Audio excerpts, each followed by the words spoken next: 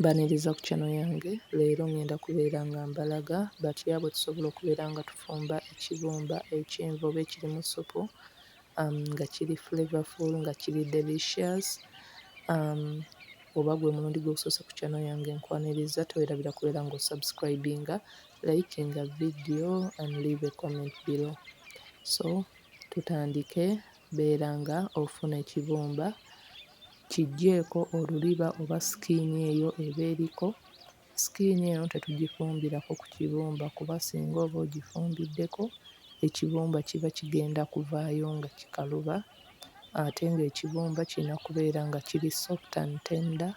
So omakinga sure nti nno sikiini eno ogiggyirako ddala yonna. Eno vidiyo yange yakusatu nga mbalaga butya bw'osobola okubeera ng'ofumba ekibumba. Waliwo engeri ez'emirundi ebiri gye nasooka n'enkolako ne mbalaga batya bw'osobola okubeera ng'ofumba ekibumba. Links nja kubeera nga zibalekera mu description box. Temwerabira kubeera nga mulayikinga vidiyo. Bw'olaba vidiyo please like. Oluvannyuma nga tumaze okubeera nga oluliba lwonna tuliggyako, tugenda kubeera nga tukisala mu pieces entonotono. Osobola okubeera nga okisala buwanvu oba n'obeera ng'okisala mu pieces entonotono eza cubes. So kyonna ky'oba osazeewo okubeera ng'okola ky'oba okola. Tugenda kubeera ng'ekibumba kino tukinnyika mu mata oba tukisookinga mu mata.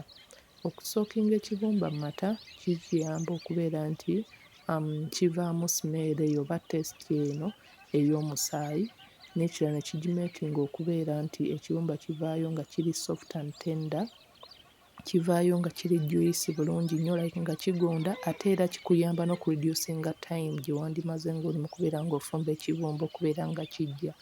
So making sure nti kino okikozesa, oba tokozesezza mata osobola okubeera ng'okozesa amazzi amatono ng'otaddemu enniimu, nakyo kikola kye kimu. Ennyaanya nazo nazisookinze mazzi agookya zisobole okubeera nga zinnyanguira okuba nti nziggyako olukuta oba oluliba. Ze zino ingredients endala ze nakozesezza, mulimu carrot, green pepper, coriander, obutungulu, katungulukyumu, spices ne butto. Oli wa ddembe okubeera nga ku ingredients zino oyongerako oba otoolako. Oluvannyuma nina ekikopo ekimu eky'eŋŋano kye nafunye ne nnyongeramu omunnyo. Ekikopo kino nali already nakikozesaakoko mu kootinga ennyama emu gye nasiika. So mu buno obuwunga mwabaddemu spices endala nga paprika, black pepper. So ogenda oteekamuko katono. Eno tugenda kubeera nga tugikozesa okubeera nga tukootinga ku kibumba. Oluvannyuma ng'ennyaanya zimaze okubeera nga zisookinga amazzi agookya okumala essaawa nnamba, osobola okulaba nti olukuta lwanguwa mangu okuvaako kuli ku nnyaanya. Kino nkikoze okubeera nti mu kibumba muno saagala kubanga obwo obukuta bw'ennyaanya busigaliramu, njagala ennyaanya zibeeyo nga ziri so soft bulungi nnyo. N'ekirala nti okusookinga ennyaanya mu mazzi agookya kizimeekinga okubeera nga ziri juice nga like zigonda, ne time gye wandimaze ng'ofumba ennyaanya zino zibeere nga zigonda eba egenda kubeera ng'ereducinga. Kye kimu ne ku kibumba okubeera ng'okisookinga mu mata nti time gye wandimaze okubeera nga okifumba kibeere nga kijja ereducinga. Oluvannyuma ng'ekibumba kimaze okubeera nga kisookinga okumala essaawa ennamba, gy'okoma okubeera ng'okireka okusookinga gye kikoma okuba nga kigenda kuba tender and soft. So bw'oba osobola okisookinga essaawa 2-3 zonna z'oba oyagadde. So oluvannyuma beera ng'okiggyamu, nakiggyeemu nga bwe nkigatta muli mu ŋŋano nsobole okubeera nga nkikootinga. But osobola okubeera ng'osooka n'okiggyamu then n'okinaazaako ate era again, oluvannyuma n'olyoka obeera ng'okikola ki, okidryinga n'okizza mu ŋŋano.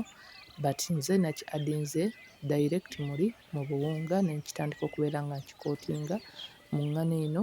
Pieces zino zonna zibeere coated bulungi. Kino kigenda kumakinga ekibumba okubeera crispy outside ate kibeere nga kiri soft munda, nti nga bw'okiryako kuno kunda kirina coating eyo gye kiriko, but at the same time oli munda already kigonda ate nga kiwooma. So mbeera ng'ofuna pan yo oba like frying pan oba entamu, giteekeko, teekamu buto omutonotono, buto waba akyamuse, tandika okubeera nga ogattamu ekibumba kino ky'omaze okubeera ng'okootinga n'eŋŋano. Tugenda kubeera nga tukisiika ku buli sayidi paka ng'ebrowninze, oluvannyuma obeere ng'okyusa ne sayidi endala ebeere nga ebrowninga, then oluvannyuma tubeere nga tukiggyamu tukisetinga side, era tugende maaso nga tukola kino mu kukisiika ne pieces zonna zonna ezisigadde. towerabira kubeera ng'onyiga kadde kubeera ng'otaninga on notifications obeera notified bwe mba nga postinze vidiyo empya. Buli wonyiga kadde towerabira kubeera ng'onyiga ku all notifications oleme kubeera ng'omissinga out bwe mba nga postinze vidiyo empya, osobole okubeera nga notification yonna ogifuna obeere nga ojja owatchinga video. Buli watchinga video please make sure that you like the video. Buli vidiyo oba ng'ogiwatchinze n'ogyagala making sure nti you like it. Osobola okulaba nti already ekibuumba kimaze okujja ate nga kiri soft. Mu kaseera kakatono ke tuba tukifumbiddeko already kiba kiyidde nga tekiri soft, so kyekino kitegeeza okubeera ng'ekibuumba okinyise mu mata okumala akaseera akawerako. Species endala agenda maaso nga bw'ozisiika then oluvannyuma nga tumaze oziggyamu gattamu obutungulu. Singa weesanga nga butto gw'obadde okozesezza abadde reducinze nnyo, osobola okubeera ng'oyongeramuko kabuto akatonotono akakusobozesa okubeera nga osobola okusiika obutungulu buno bulungi nnyo. Obutungulu busiike paka nga butandise okuba nga butaaninga soft, nga butandise okuba nga bugonda bulungi nnyo oba nga bwinganga obutandise okuba nga obukyuka kkala. Oluvannyuma beera ng'ogattamu ennyaanya. Ennyaanya osobola okulaba nti already ziri so soft, zirina amazzi gaazo, ziri juicy. So gano amazzi nago gatuyamba okubeera nga gamakinga enva zino ez'ekibuumba okubeera nga zirina supu. Oluvannyuma gattamu spices zonna, nakozesezza paprika, cumin, black pepper, n'abaddemu ne rosemary ne coriander, but osobola okubeera ng'okyusa spices.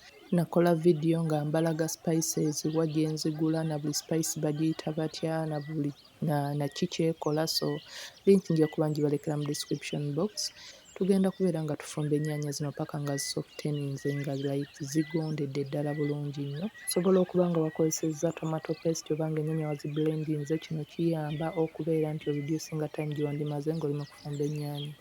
Oluvannyuma tukozesa amazzi matonotono okusinziira ku bwetaavu bwe tuba tufumba, then beera ng'oaddingamu carrots. Carrots ze tusooseemu lwa nsonga zo zitwalako akaseera okubeera steamed than the green peppers oba bell peppers ez'enjawulo. So carrot z'oba osoosaamu oziwa akadde edda okubeera ng'ozifumba nazo eddakiika 1 ku 2, then oluvannyuma tugenda kubeera nga tuzzaamu muno ekibuumba tubeere nga tutabula. Ekibuumba already kyabadde kyayidde dda, so tugenda just wano tuba twagala kibeere nga kibeera coated bulungi nnyo mu spices zino zonna, mu vegetables zonna ze tuba tukozesezza kibeere nga kyetabula bulungi nnyo.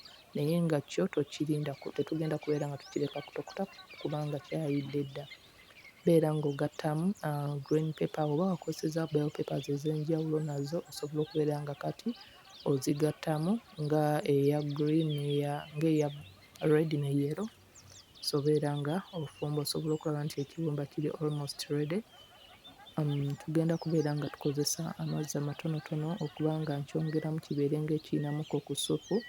So kuba saagala this time round kibeere dry, njagala kibeere nga kirimu supu oyo omutonotono naye ate nga si mungi nnyo. So osobola okubeera ng'okozesa amazzi amatonotono n'obeera nga okyongeramuko n'okitabulamu. Oli wa ddembe okubeera nga kati otestinga omunnyo, otestinga spices. Weesanga ng'olina spice oba ky'oyagala okubeera ng'oyongeramu at this rate osobola okubeera ng'okyongeramu. Then okumaliriza beera ng'omaliriza ng'oyiwamu coriander oba cornmeal. Ono awunyisa bulungi nnyo ate era nga ali flavorful, alabisa bulungi nnyo enva era nabeera ng'aziwa taste ey'enjawulo. Oba owakozesezza spring onions oba obutungulu obw'ekikoola osobola okubeera nga nabwo kati obuteekamu, then beera ng'ofumba ddakiika 1 ku 2 ng'omaliriza. Osobola okubeera ng'okisavingira ku bintu bingi, garlic naan, omuceere, chapati, ezo zonna link ngenda kubeera nga nzibalekera mu description box, oba okukisavingira ku side y'akatogo. Thanks for watching. Until next time, don't forget to subscribe.